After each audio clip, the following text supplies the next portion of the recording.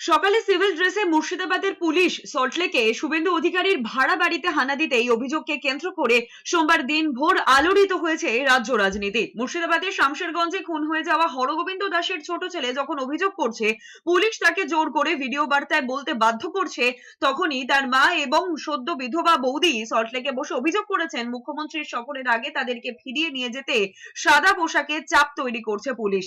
আমার পরিবার কলকাতায় বিএসএফ ক্যাম্প এবং এনআই তদন্তের জন্য কলকাতায় একটা হাইকোর্টে কেস করার জন্য স্বইচ্ছায় কলকাতায় এসেছে। আমি যখন ঘরে ছিলাম পুলিশেরা আমাকে জোর করে ভিডিও করিয়েছে এবং আমার মিসেস বাথরুম গেলে তার পেছনেও যাচ্ছে। আজকে আমি আমার মিসেস আর আমি নিজের প্রাণ বাঁচাবার জন্য স্বইচ্ছায় কলকাতায় এসেছি। খবর পেয়ে সেখানে গিয়ে হাজির হন বিজেপি নেতা সজল ঘোষ, তরুণজ্যোতি তিওয়ারিদের অভিযোগ এরপরে আরো বিস্ফোরক।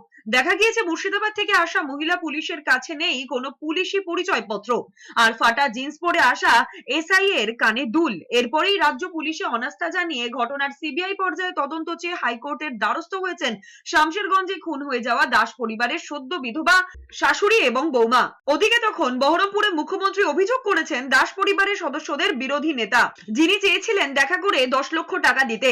এরপরেই ওই দাস পরিবারের ছোট ছেলে ভিডিওতে আরো বিস্ফোরক অভিযোগ করে, জানিয়ে রাতে আবারও সরব হয়েছেন বিরোধী দলনেতা শুভেন্দু অধিকারী। এরা পুলিশের এগেনস্টে সিবিআই করার জন্য কলকাতাতে এসেছে।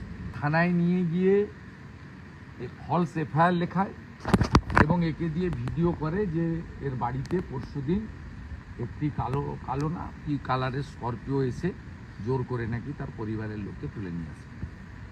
মমতা ব্যানার্জি যে মিথ্যা কথাটা বলেছে তার পক্ষে সাজানোর জন্য রাজীব কুমারের বাহিনী এটা করে।